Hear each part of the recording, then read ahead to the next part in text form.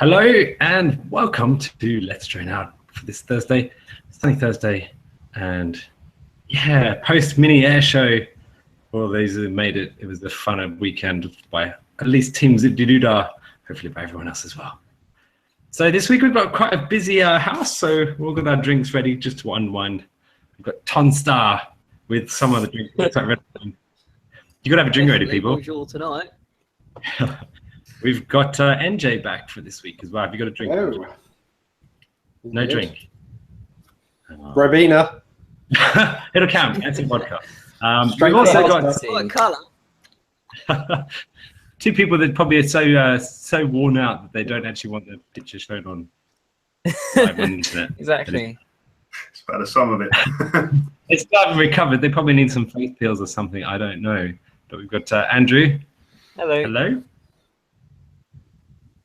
I see you haven't lost your voice. That's good. And Clinton. Hello. Hello. You haven't lost your voice either. Actually, that looks like a new logo there, Clinton, actually. Do you like it? Yeah, I do. The other one, which had the skull in it, you tended to sort of break all your quads, and I was wondering if it was like a symbolic thing. I've learned my lesson. I just don't fly them and they last longer. Also, keep hold of them, and then they don't go walk. One of the casualties from this Mini Airshow, actually there's several casualties. One of them was my quad went missing. Well, it went to walkies anyway. It's gone for a little holiday, I think. I think. Not my fault. Actually, you know what though? Don't bear it on and think you got 25 milliwatt. It's confirmed that the Foxy V1 TM25 switches had a little bit more power than it probably should have done. Yes. So. Oh dear. Well, I thought, it wasn't my main thing that I was going to be flying around, but I thought given the opportunity, I would check it out. And my 25 milliwatt on 25 milliwatt road was putting out close to 800 milliwatt. Wow. What? Yeah. I know. Maybe, I don't know. While you were racing? No, I didn't fly that one at all. Clinton's got that one now. I was going to say. God. Looking after it for you. So is this an official apology, Jay? Is that what you're saying? No, not really. No. I think after the last crash, it hit a bomb. It was a power regulator thing. It must have been one of the recent crashes that caused that sort of amount of extra power boost. Or maybe it's the other way around, actually. You know, when I've been flying on, because it's 1, 2, and 3, maybe when I'm being on 3, it's actually been on 25 milliwatt, and it's the wrong way around on the. I don't know, but if anyone else has done some extra vigorous testing on the TM25s. Yeah, the TM25s have been fairly notorious. The switches, Fox's switches at the race events of being fairly inaccurate. Yeah, it's done me well, but actually the Tramp VTX is what I flew the whole weekend, and that did me well. So, yeah. There's a lot of Tramps and Unifiers pretty much ubiquitous across all the teams now, which it does seem that way. Things over mostly. But yeah, but still of course holdouts. Of course, there was some people that were a bit more prepared for the team relay race. Obviously, that was one of the highlights of the weekend. As in, people were mixing up their left-hand circular polarized to right-hand circular polarized between the big frequencies and turning off their VTXs if they crashed, which is always good. Yeah, the smart audio. Maybe I think people got a good usage out of the smart audio for switching off or switching it into pit mode. Exactly. I mean, that's two lessons that we learned.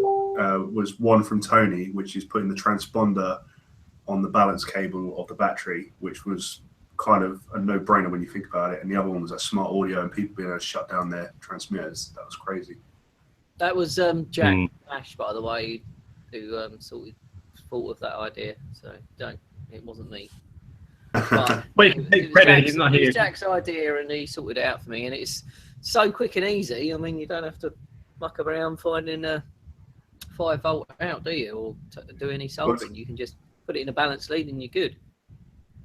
It was a transponder. Yeah,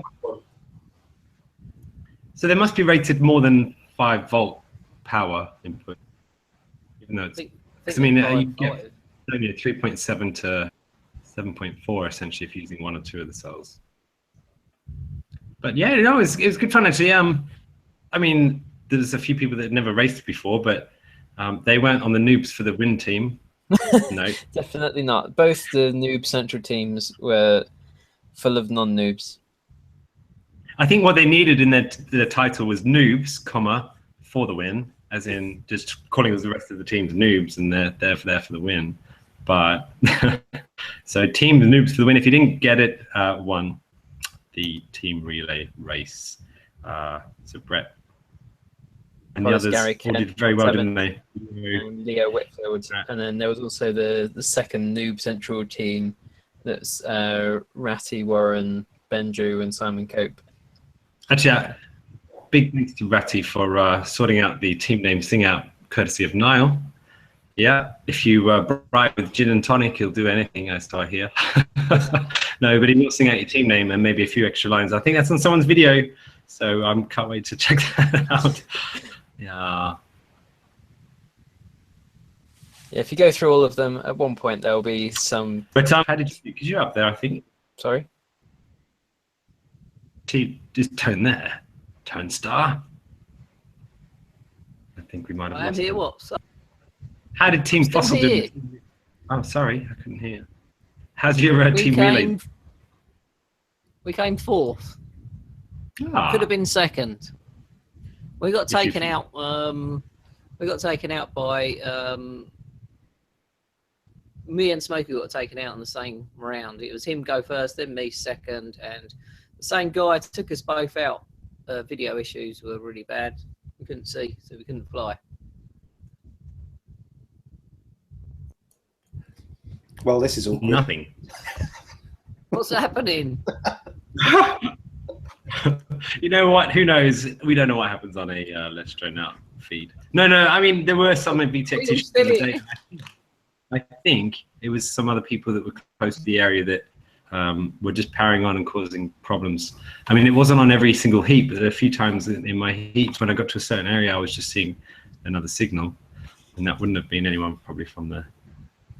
But I suppose that's the danger of having these events. You get all sorts of people powering on, and whether it's malicious or not, nearby, sometimes people have to be very careful. And if they're flying TM25 V1s.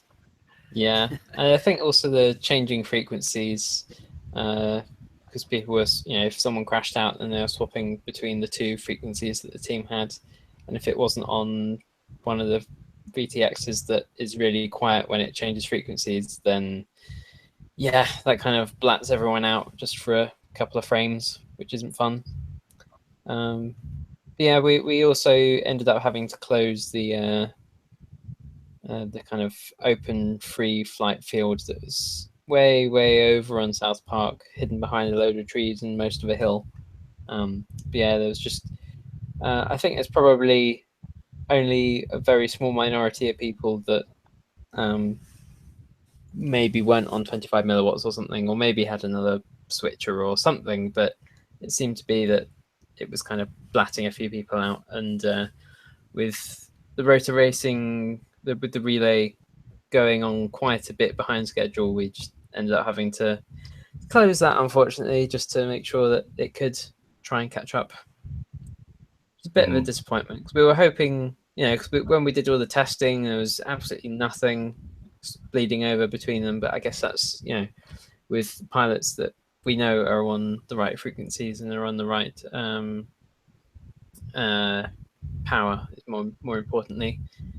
And we were hoping that we could have, we could use the hidden value space to be able to have, to break this hard ceiling that we have of, the 8 channels at any one time, so that we could have more people flying with enough FPV separation. But unfortunately, it's not to be. So that was a bit of a shame, but still, lots of people did get a lot of flying in, I think, over the course of the weekend. So yeah, and in the other competitions as well, because the racing was all on Saturday, wasn't it? And the Sunday there was less issues for people with VTX. But do you have the details of who won the freestyle? Do you want to share them out? One of you two, Clinton or Andrew? Dum. No, God. Well, actually, it was mine. First place was Mr. Frost, wasn't it? Yep. Yep. Is he in the chat? Is Mr. Thrust in the chat? I know he's sometimes in the chat. He's not here tonight, I don't think, but well done. He's off enjoying his winnings. Well, I think he looked pretty chuffed actually with the Proto Riot camera from iDro. Actually, we do have one of the winners as well in the chat. Who won the tiniest build. If you've ever had the fortune of seeing Clegger's builds, he takes meticulous care and attention, including covering all the wires with braiding. Oh, well done. I know. And I mean, the downside for him, what a lot of people don't get to see, is every time he needs to change something or fix something or whatever, it's a lot more work than just exposing the top and seeing the wires. He has to take his quad tights down. Give Matt credit though, because I've seen his quads so many times, but never actually looked at them. But when he actually put it up and you look at it and you look inside, you're like, wow, how much effort has gone into braiding all these cables and stuff. And he wasn't even going to put that quad up. He wanted to put, I think it was a chameleon, and then we made him put the weaver up, and the weaver won. So that credit due. Yeah. Well, and with the blue theme, he does always keep the theme of blue on his weaver. Unfortunately, on his chameleon, which is all sorts of colours, he can't actually do that. But then I suppose that's indicative of what a chameleon should be like, in colourful. Yeah. And besides, after a day of racing, mine might, even if I started off in a worthy category, mine wouldn't have ended up as the cleanest build anymore. Yeah. No, it's a good fun event though. It's a shame NJ didn't make it down. Gallivanting probably elsewhere in the country. Well, I think NJ come down, he would have taken that first place, I reckon. Yeah. For the freestyle. Do you know what? I'm never. Do you know why I'm never doing a freestyle event again? Firstly, because I've won one and now I can retire. Second of all, Andrew, whatever happened to my medal? Where did my medal go? You didn't turn up, so I couldn't give it to you. Okay, so as long as it's safe, I presume you're taking it away to get it laser engraved and all the other stuff. Yeah, exactly. Can you laser engrave chocolate gold medals? I don't know. I would have been happy with that actually. More these days, actually, MJ. I think you'd want it spray painted some color like white, or added loads of LEDs to it. Because I've seen you've been playing a lot with your builds, adding lights and spray painting them, coloring them in. Yes, and they do look amazing. Is my video actually working or not? Because I seem to have an apocalyptic white screen on mine. No, it's just I just white. see your flying a plane sort of picture. Yeah, my video's wigging out. I might try and join and rejoin so I can show you some interesting things.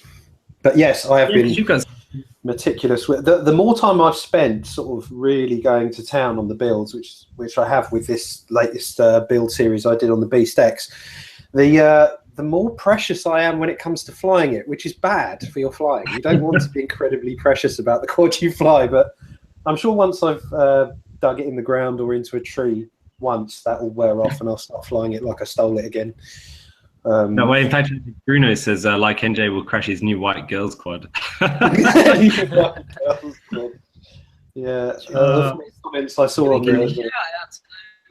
Everyone listening, Laura's listening, Neil's listening from iDrone Gigawatts, Screen Patches. Bruno's got Bruno's in the chat. Jules is in the chat. Clegger, have I said Clegger? There's loads of people. Oh yeah, actually, that was the other thing. My glasses still have a little bit of glue on there, but I haven't actually been to the opticians. I haven't even unloaded my car, but the glasses, thanks to Jack, have stuck together. And I made it back in one piece. That was the main thing. Someone put them on a hay bale, didn't they, Jay? Well, yeah, which was not uncommon in a race environment whilst I was putting on my goggles. But then someone sat on them, didn't they, Clinton? It wasn't on purpose. It was 100%. I mean, I had to bend the first time. I had to bend the frames back and glue them back together. But hey, no hard feelings, dude. It's all part of the fun and the excitement that was actually running around. And I think the team relay heats, because you had two chances essentially to get around and score laps. As soon as someone crashed out, someone might jump up into the hay bale and start racing. But we had a few casualties. All's well. What place did you come? You guys? Not last. No. I mean, we started off pretty bad. No, we came third or fourth. You got 12 points. Yeah. So that's like joint 12th. Well, towards the end, we started off reasonably well, and then we managed to get a few laps in between a few of us towards the end. But you had quad issues, didn't you, Clinton? So the transponder got ripped off and pulled my 5-volt rail out of the quad, and that was a game over. So, yeah. But quite on that, it was surprisingly fun, and I recommend if by chance Rotor Racing ever want to do it again, if we could ever take them into again, because it may not happen a fourth. Well, it's third time, isn't it? Yeah.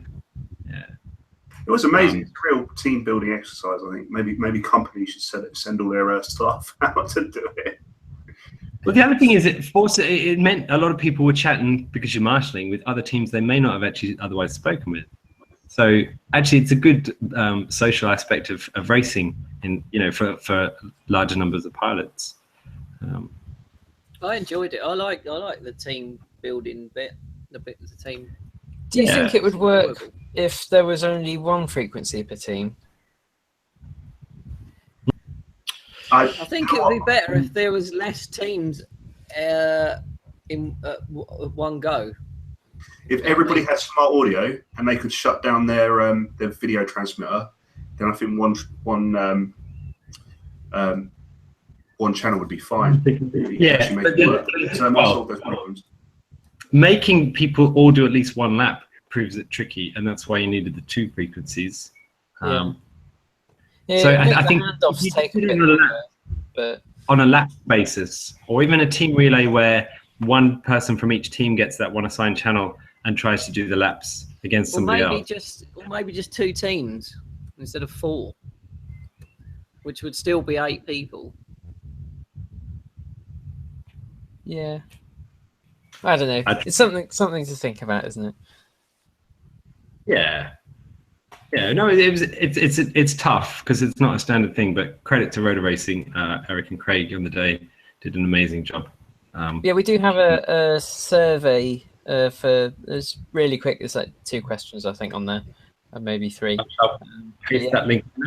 Yeah, if anyone that went or would be thinking of going or has some ideas or anything like that, if you chuck it in that survey, that'd be good.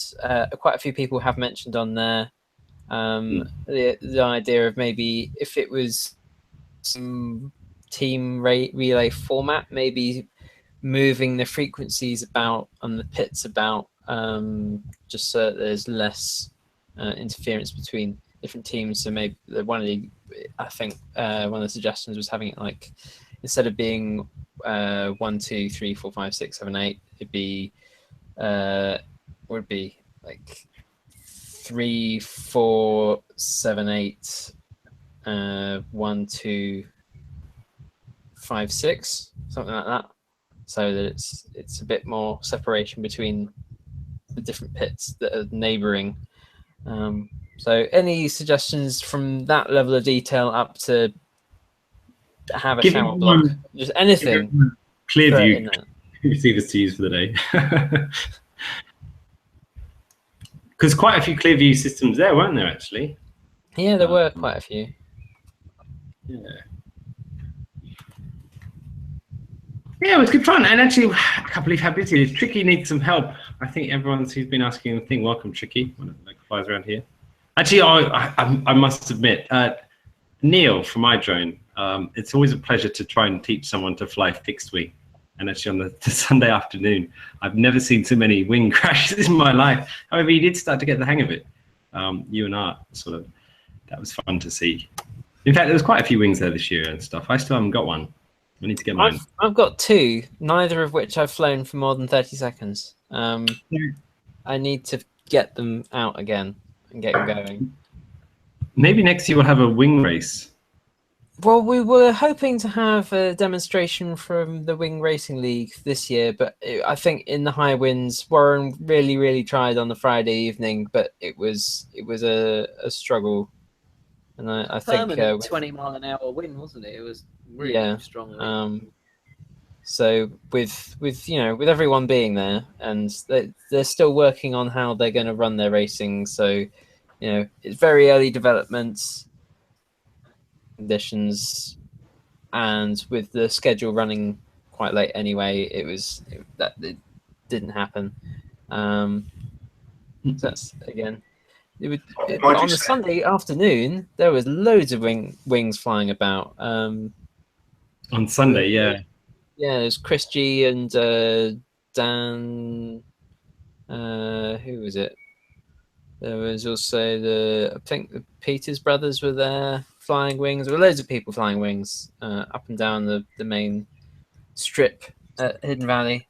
And it was beautiful weather. It was quite still. It was very sunny. It was pretty much like last year on Sunday afternoon when we were clearing up. So that's when I got my half a battery in. Wow. I'm glad you at least got to fly something. Yeah. I mean, you were unfortunately doing wild goose chases and everything, and I saw you in a baking in the sun.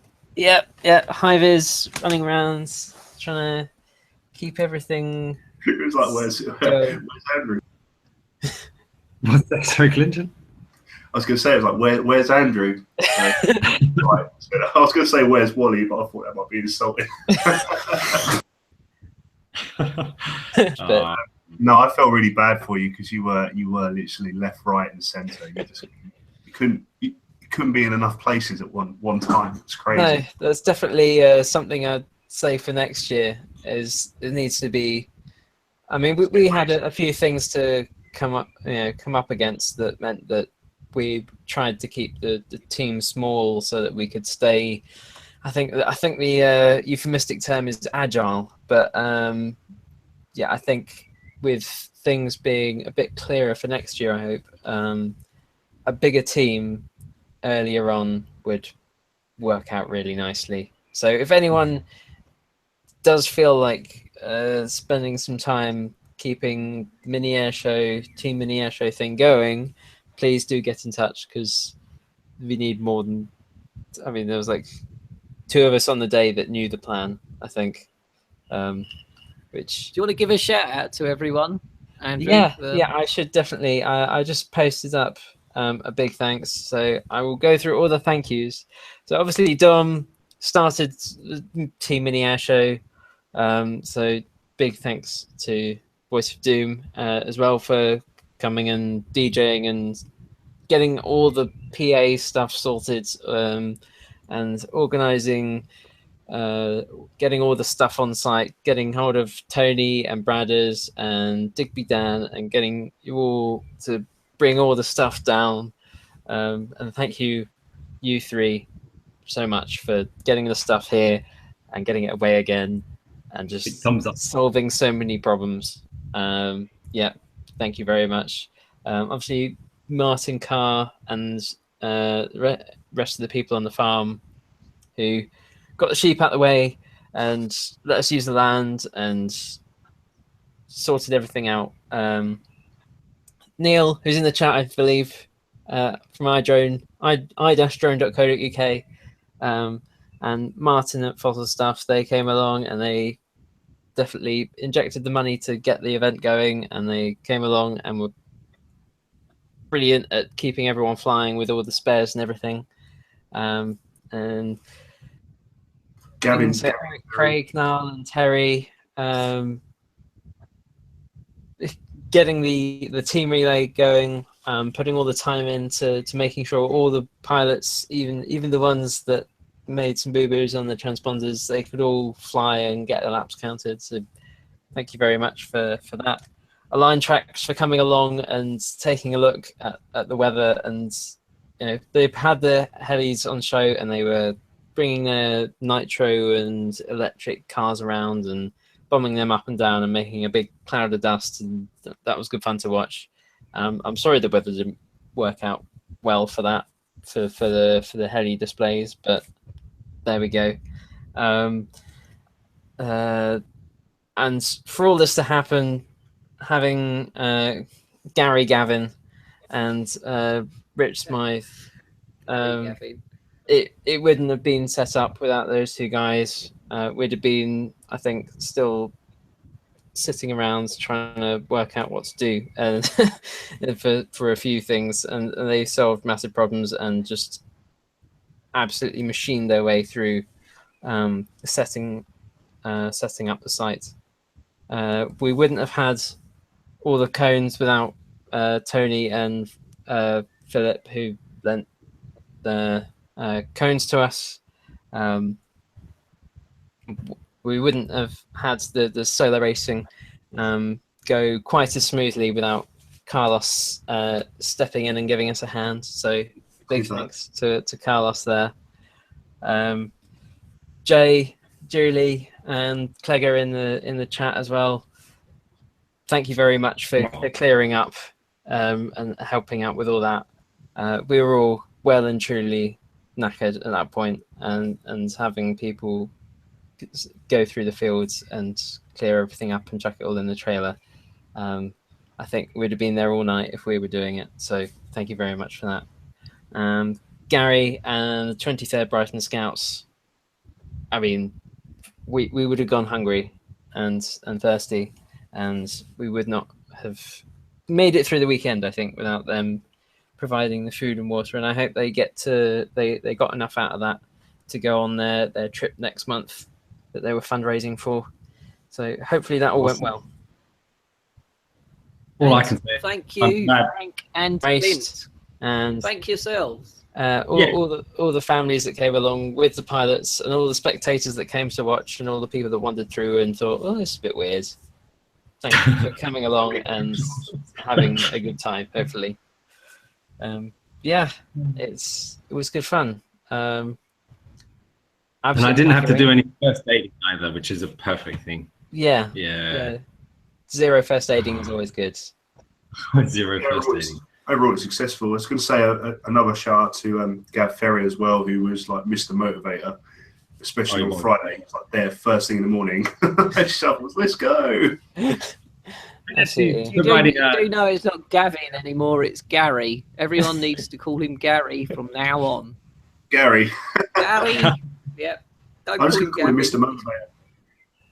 It's Gary. It was also quite refreshing to chat with Gavin about cookbooks over the campfire. It's not something you usually get to talk about in a drone thing. Not the standard type of cookbook, by the way. And his night quad as well. I did get a quick cheeky battery on his night quad with the IR. The IR blaster, yeah. That feels amazing. I'm so looking out for one of those, but I think they're a bit hard to get hold of at the moment. But as soon as they come back up, I'm straight on it. So Gav did actually bring down some funky light strobing gates that set up for a night course, actually. Yeah, his version, was it version 2 or version 3 of those now? I think it's version, I'm not sure of version number, but we were chatting a little bit about radio links and stuff to see what we can do, because I think the Wi-Fi 2.4 was causing a few issues for people. So maybe the next event that's there, hopefully, and we're both, he cost me money. Basically, we were chatting post air show, and I have ordered some 433 megahertz stuff. So hopefully I have a tinker to see if we can actually make that even better. So, Gav. Well, like some Zigbees or something. Awesome to see that, actually. And actually, you're the entertainer, and so always up and at it. So thank you. Yeah. So when's the next event then? Is anyone planning any? Because it's only the start of summer almost. LDO event, isn't it? That's unknown yet. Next month. It can't be next month. July. Wait. This weekend, right? Yeah. I don't know. I think we're going to do something, but it's going to be like more of a set up a track and just like a flight festival where you can just come down and say hello to all us lot and just come and have a fly basically for the weekend and camp. That may be the time when we do the 24-hour live Let's Drone Out feed. That makes sense. Yeah, I think we will. And we need people ready to stay up all night, running amok with flying quads late night. So don't expect it to be necessarily family sleep friendly, but it should be something fun. Yeah. Yeah. Events that I know that are coming up. There's the Quad Club are getting going, I believe. So next weekend, I think there's a first event of the year, I think. There's we're not that far away from Sumner's Ponds. That's what I'm looking forward to. That's I'm looking forward to that. Yeah, about a month's time. So what is the date of that? Because is it the week before Western? Yes, so Sumner's Ponds is 10th and 11th of June, and Western Park is, I believe, 16th, 17th, 18th, possibly just 16th and 17th. And I think Western Park, to get in, opens tonight at 11. Yes, that's a thing. Yes. And I think get in like I think tickets. it's £60. I think it's quite dear. Yeah. And Sumner's Pond I might be able to make to, because I didn't think I knew there was one event I couldn't make it to because I'm away overseas, but Sumner's Pond I'm hoping you get to. And so that's your current thing that you always look forward to. That's two people that said that. Sumner's Ponds is amazing. It's so relaxed, and there's just you can just go wander around all the other things that are going on, because it's not just drones, it's not just flying. There's RC cars and boats and loads of stuff going on, and it's just good fun. And it's in this really gleaming, spanking, spiffing upmarket campsite that's usually all what's it called, like fishing, particular fishing. Clean. Yeah, it's so just showers. They've got proper like bathrooms and showers. It's absolutely glamping, definitely glamping. Running water available. Yeah. So it's really nice. It's really just a nice, relaxed, fun time. It's just really fun with all your mates. It's great. Yeah. It was the first event. A DRL event coming up soon as well. Yes, I bought tickets for that. Did you? How much? They were quite expensive, to be honest, but it's just in time for my birthday, so I'm like, I'll go for that. So Alexandra Palace, right? Yeah, Ali Pali, 13th of June. Which I think I'm away for as well. In between Sumner's Ponds and Western Park. So that's going to be a very drony couple of weeks. Yeah, or at least a couple of weekends in a week. Well, let's do ours just after that. Let's make no. Just keep it rolling. There's also being pushed at the moment the IFP event inside FPV, so that's Ratty's event.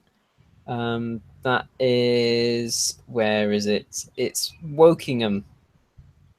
And they actually have a calendar of events coming up, don't they? Actually, in fact, IFPV is definitely the place to go if you want to get hold of FPV events. That's inside. Yeah, their calendar is really good. Pretty much everyone just sticks it up on there because it's really helpful, really nice. It puts them all up on there and keeps track of all the scores. So if you're really following the sports, then that's the place to go. So someone we've not heard a lot of anything from tonight, well, not much, is NJ. We haven't got your video, so you can't show us and tell us, but you can tell us what you've been working on and stuff. So I finished my epic 3-part build series on the Ready Eddie Beast SX, which so much so you broke your soldering. Yeah, to be honest, well, the thing that broke my soldering, it didn't break my soldering iron. My soldering iron just couldn't keep up, should I say? Is the Betaflight board, and there's, I mean, I'm trying to follow as much as I can with the development of what's happening with that, but the biggest problem it has is this issue of not having thermal reliefs on it. And because it's 1 to 6S ready, and it's got the PDB, the current sensor, the OSD, everything's on it, and it's absolutely got an enormous copper pore over the board. It's just, unfortunately, incredibly good at dissipating your soldering iron heat. And what board PCB designers will normally do is to put thermal reliefs around each pad, which stop the heat dissipating and escaping, so you can just heat up that pad without it dissipating to the rest of the ground rail and through your battery wires and what else. So yeah, it was a real pig to solder any of the grounds to. I mean, it was in excess of 400 450 degrees C on the iron to get so to get pins melting, which is a hell of a lot. But yeah, now it's all up and working and flying. I'll have some footage up of this thing flying soon. I'm very impressed with it. Yeah, the stretch text, which is obviously a kind of an H configuration, really, is great. Yeah, I'm liking it a lot. And that's really white Emacs, isn't it? Yes, those are the 2400 kV Emacs whites. I'm not going to form an opinion on those till I've put at least sort of 15, 20 batteries through them, but the early impressions are good. How was your flight time from early? It's pretty similar. It's similar to the Cobras. You got some glue. Okay. That's all I can say. I hope you got some glue in, Jay. Yeah, do you know what? We could have this same argument about T-motors. You know, there's some people that absolutely love those, and I can show you a load of people who rip their hair out because the bells keep separating from them. You know, in some cases, people just get unlucky. I mean, Emacs have always made very, very strong motors. I've never had an Emacs motor that wasn't robust, but you know, these things are subtly revised as they come out, and this is again one of those things. You know, if you're an early adopter to new technology, and you know that's a occupational hazard for me when I'm reviewing all of this stuff. I get V1s of everything, and sometimes I get sent stuff pre-production. So, and we're, as reviewers, we're sent this pre-production stuff out so that we can flag up the problems and it can get fixed before point of release. Emacs did have that with their early ESCs. The first sort of proper brushless BL-HELIS ESCs they released had terrible desyncing issues, which they then fixed, and so things went on. But yeah, these Emacs motors are good. They're not, from what I've probably done about 6 or 7 packs through them now. I'm not sure I've got them propped correctly yet, but they don't feel quite as powerful as my Cobras, the 2207 2450s, which are just monsters. But they are very, very good. So I'm going to experiment with the props a bit before I give some feedback on them. But yeah, they're a lovely motor. So yeah. Cool. I did actually come so close to buying some a set ago, but there were actually pre-release ones, and actually based on that, I think I guess it's like PlayStations. You don't always get the first generation, but yeah, I wouldn't mind trying them at some point. But I am so happy with my Cobra. Old is gold. All my old Emacs are brilliant, and all the new ones I've seen people having problems. Yeah, well, things have changed in the design as well. Obviously, they're using hollow shafts now, and there's you know, people love or hate hollow shafts, and from a service standpoint, they're much easier to deal with because you can then afford to put a screw in the bottom instead of a C-clip. They're actually structurally stronger for the same or for an equivalent weight or amount of material, but yeah, like I said, they're all these little design revisions will have their pluses and their minuses. But you know, I'll reserve judgment until I've piled it into some stationary objects a few times. But I mean, the Betaflight board, I'm so impressed with the on-screen display and being able to change all the settings within. Now that is probably the thing I love the most about this Betaflight board. I mean, it's flying great, 317 D-term type on PT1 and notch 1 or 2 removed. It's flying beautifully. There is absolutely no question about that. But yeah, the standout feature with the smart audio from a TVS Unify race, just being able to stay in the goggles, land, change my PIDs, change my VTX channel and power, see your RSSI all the time, and just move stuff around we want because it's got that minimum ISD chip straight on it. That stuff is great. The only thing that I would say is a bit of a pain in the arse is the current sensor, because you need to calibrate it. Unlike what I found to be very good and accurate current sensors on the Maytech boards, this one needs calibrating, and there is only one way to calibrate the current sensor on a Betaflight board, and that is to strap your quad down with the props on. Are you nervous yet?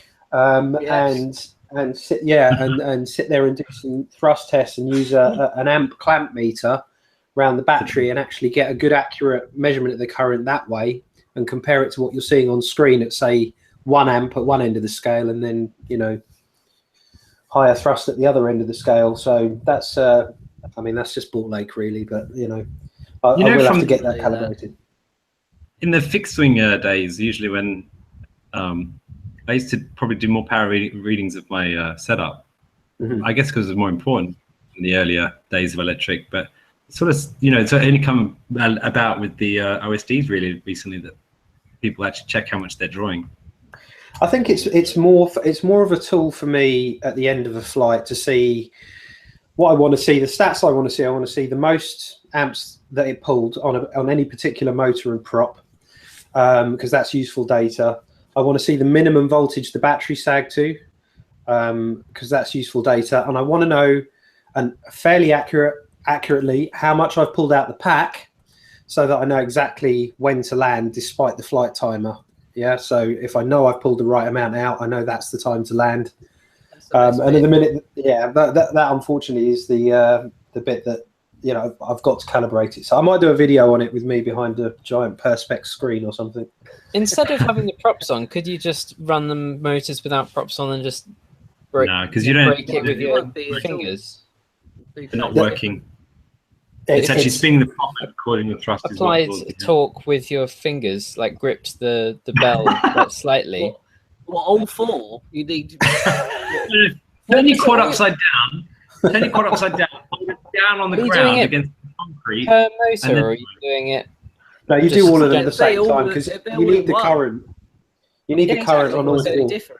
Exactly. So it's doing it for all four. So as long as you apply as long as one of them is drawing some current, and you're plotting that, then you'll be calibrating it for current generally.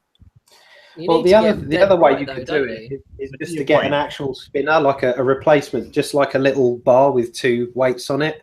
If you get me, something that you can put there that won't generate any lift, or something that will just add some torque to the motor. That's what you do when you're testing other sorts of motors. You just have a dynamo, just anything that creates some friction against it.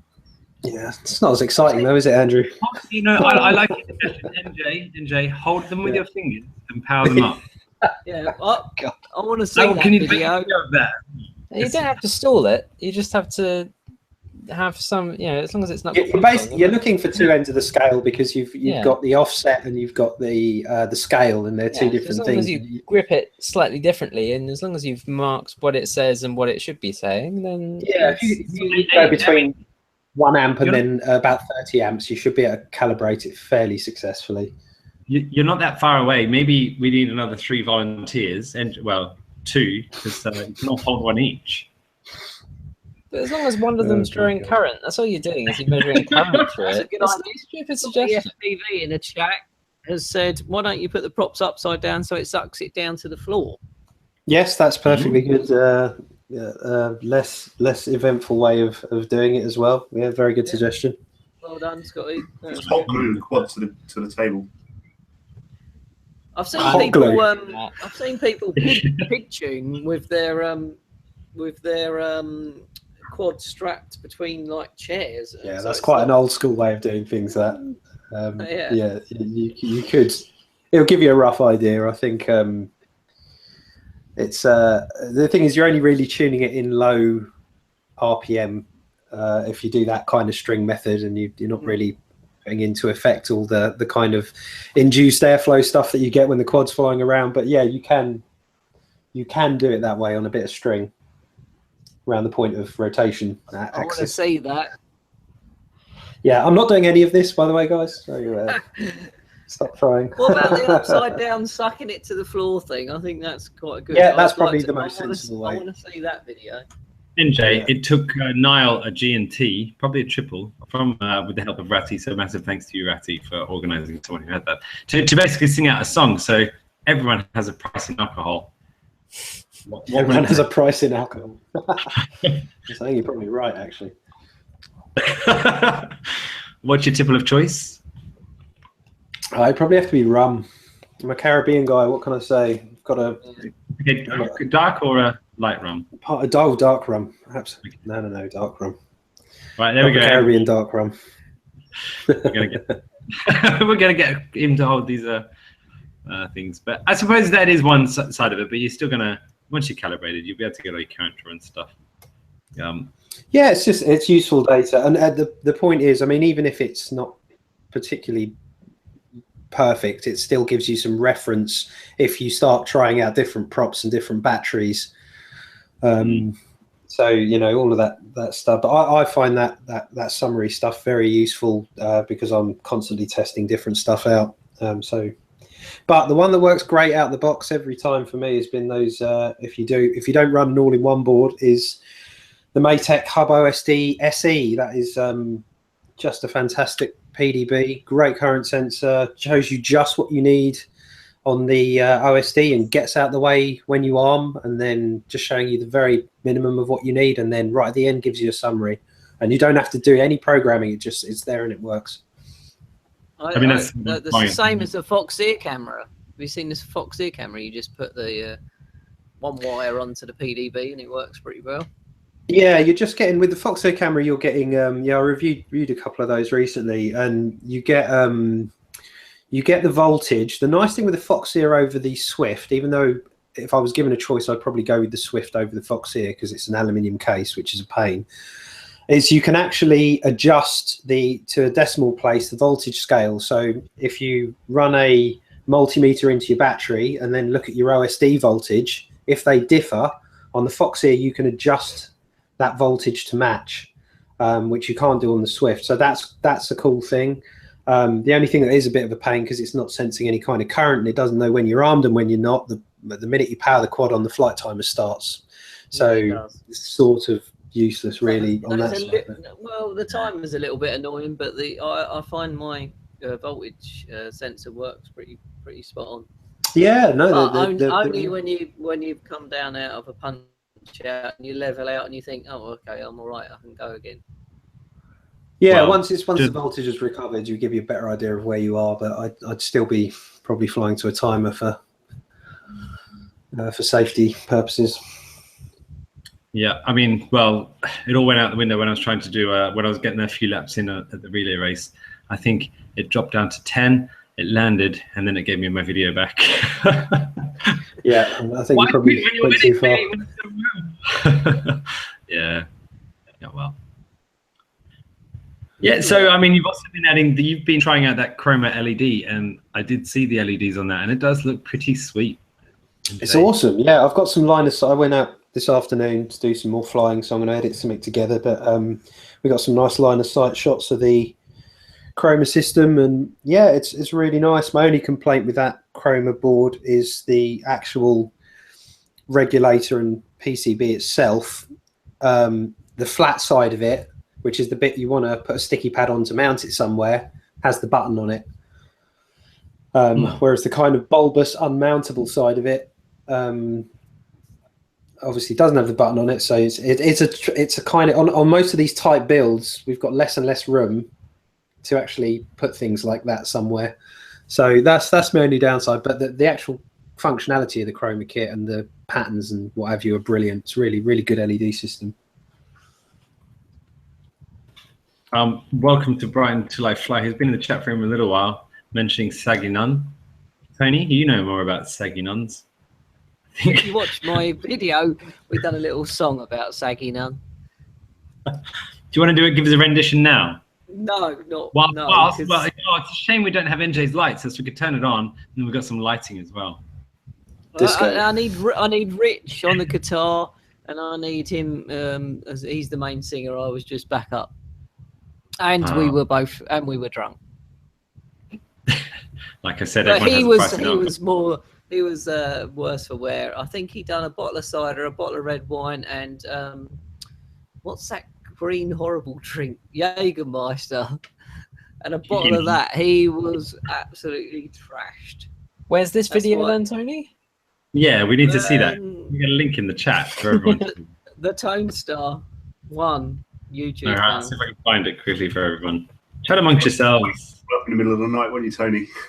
Is the chroma LED the driver? Is that the one from Core Concept?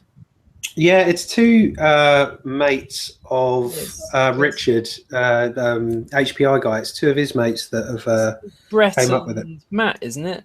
I believe. That's it. That sounds familiar. Yeah. Yeah, yeah. Those guys put that together. But yeah, it's a nice little kit. It comes with some really nice trunking for the LEDs as well, which is probably worth a mention in the kit. That just protects them and makes them a little bit easier to mount. But yeah, they're good. Yeah, one thing I was tempted by, but it's probably a silly idea, is you can now get 4mm wide addressable LEDs, so you can run it on the outside of 4mm carbon. But fixing it to 4mm carbon like that is pretty tricky. Yeah, maybe we'll start to see them. But actually, it was like a 2-part epoxy or something, couldn't you? Yeah, that sounds so permanent. I mean, some people would be very happy. I think even Gavin would be very happy that I used to attach the ends of them. I mean, we're talking about a couple of years ago with hot glue, and you could smooth it out, and it looked pretty cool. But as soon as you crash hard, you had to like heat it up with a lighter to get it to stick again. But I don't know. There's something. I mean, you can low exposure stuff and quads flying through the sky. You can get some pretty interesting photos when quads lit up, doing funky stuff. In fact, actually, from the very first show of Let's Drone Out, we had that exact same thing. That was from the hot glue quadcopter LED. But I've always liked the fact that when they light up, it's good for people to see them. Yeah. They look even cooler. You know, they just look like they are a bit more space age, flashing lights in the sky. And other racers probably like it, but yeah. LED your quads, people. LED them. Yeah, so the next event will have a most lit up in style quadcopter that still flies for over 2 minutes. Do you know what I want to see? I want to see someone stick some black light LEDs. I'm pretty sure you can get them onto their quads and then use some UV reactive paint all over it. That would make for a pretty... on the props. Yeah, exactly. If you have them facing up on the arms to illuminate the props really well. Yeah, that would be quite cool. That needs to be. You have a totally neon quad. Giving people sunburn when you get too close to them. Yeah. There we go. Challenge for Sumners. Yeah, well, it's not long now, is it? It's a month. Yeah. To get to Sumners. So get tinkering in your backyards, people. That'll go quick. There you go. Yeah. What other news has been happening? Nothing for me. I haven't actually even checked the news. It's been a blur since this weekend. NJ, have you checked any news and stuff? No, I haven't. I haven't really been keeping up with who's done naughty things with quads. I'm waiting for the new Legend camera to come out, the 4K one. Now that is being sent to me on the. I think my unit ships on the 18th. Of this month, so I should get it that following week to check out. Now, even though it's back to that slightly flat style camera, which will immediately get a boo and hiss from everyone who prefers the cube mount. Boo, hiss. There it is. It does have super view, though I suggest no one says anything or advertises that because GoPro will come after them and shut them down. No, it has extra wide, funky ultra view or something. I think it's not called super view. Yeah, fantastic view. Yeah. More in your face view. Yeah, more stuff to look at view. Yeah, so apparently it looks to me from the specs to have all the same. It's a Session 5 in terms of its functionality: 4K 30 FPS, 2.7 at 60, and then all the super view supported resolutions as well. So I'm interested to see it, and more interestingly, I want to know what the weight is because it looks like it's going to be light, and that's a good thing. So yeah, well, we shall see. I'm very interested to see that, especially now that Runcam's in trouble. We're going to have to see what else is out there. It's a shame. The one thing that I like about GoPro over the other ones thus far, including Runcam of the original, the Mobius, the Yi, is that they generally survive and still record in heavy crashes. And I find that most other cameras other than GoPro don't seem to do that. They either lose the last 10 seconds, or they might even cut off sometimes, a good amount of time before the crash. Yeah, I've had it. I had it once with the run cam, but that was before an update was issued, so it might be fixed. Do you know what the interesting thing that I found, and it was actually something that Bruce Simpson mentions in one of his recent reviews when it was his weekly news, where he's talking about the GoPro lawsuit again, you know, specifically them picking on run cam, is the fact that why now and why run cam? Is it they're clearly making an example of them? I mean, look how many copies there are of the original GoPro shape, down to the same LCD screen placement, the button placement, the dimensions. People like other Chinese companies putting out these cameras that were like the original GoPro shape, designed and advertised as being able to fit inside GoPro waterproof housings and blah, blah, blah. So there's, what, hundreds of those companies out there, and GoPro haven't gone after any of those guys, but specifically they've decided to target and make an example of run cam. So I don't know, I don't know. Not only Everyone that, I mean, Polaroid were the first, I believe. Yeah, I don't know what the result of that lawsuit was, or whether it was settled out of court, or I'd have to do a bit of reading to try and find out. But yeah, it's just interesting that despite the hundreds of products out there that copy GoPro shapes for years, why all of a sudden have they picked on RunCam? I mean, they're a company that obviously feel a little bit under threat, and the karma probably didn't do as well as it should have. No. Maybe it's a bit of a backed into a corner thing, you know. Speculation. Protect of course. the thing is as well, I mean, if they just stuck to making cameras, then they do pretty well. It'd be interesting to see how their 360 camera pans out. Pardon the pun, but very good. I think that, and also the session or another six series, I believe, fall this year. They were saying, so they've already announced a camera and then the next series on. So I think that's just what they need to concentrate on. Yeah, I agree. Wouldn't it be ironic if GoPro went to a flat style Mobius form factor?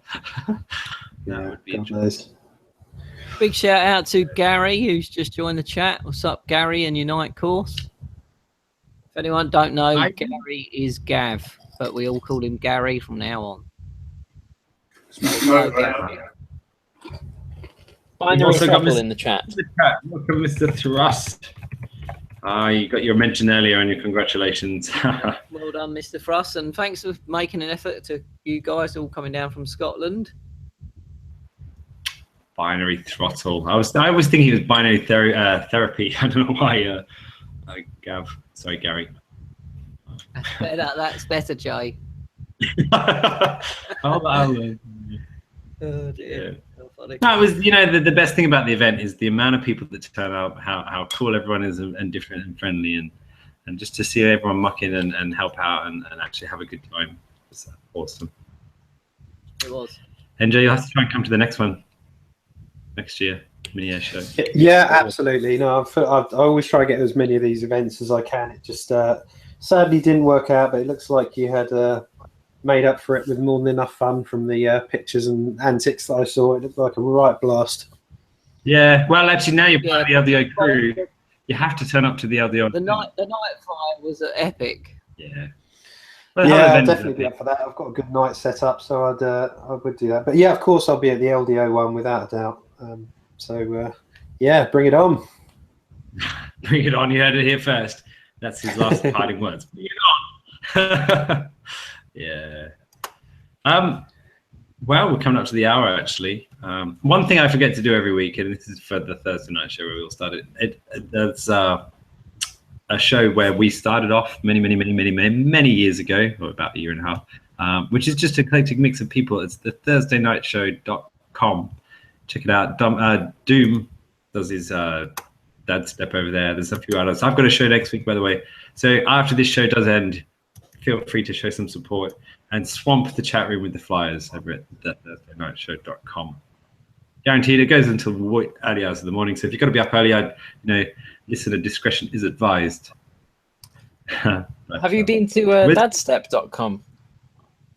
Well, yeah, that's a new channel. It's Dadstep, which is mixing sort of dad's music, anything from Pink Floyd, the Beatles, and all sorts of stuff with some jungle. And it's actually something to behold. So I think his show is in a couple of weeks. I don't know when. Yeah. And a big shout out to our sponsor, Fossil Stuff, for always sponsoring this show and sponsoring our SoundCloud and Apple iTunes. If you missed the show, you can catch up on there because we get it edited and put it up on SoundCloud and Apple iTunes. So check it out. Yeah, and actually, Martin, it was great to see you this weekend. It's always good to see you at these events. Yeah, it was. He put in some hard work. Me and Martin put up all the from the very start to the very end. Yeah. We've destroyed his gates and flags. In fact, the most beautiful destruction of a gate was where someone flew past and cut, and it just fell down like a ribbon. It was amazing to see. I mean, they took a beating. Those gates and flags. They did take a beating. They did. Yeah. Yeah, well, I think we call it a night then, and tune in again to see you all next week. Huh? I think we need to say thank you to Frank and Clint for putting on a great effort. Who are they?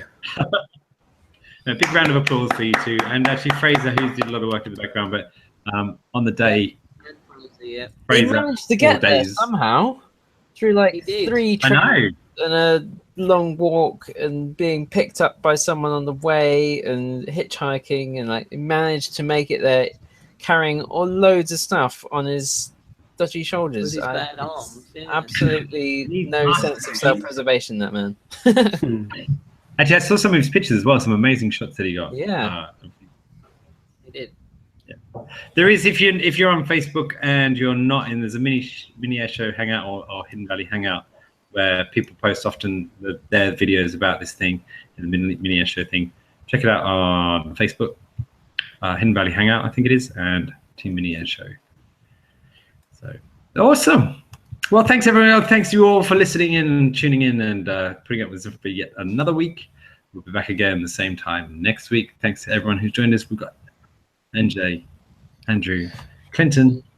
Clinton's still there, actually. Clinton? Yeah, I'm still here.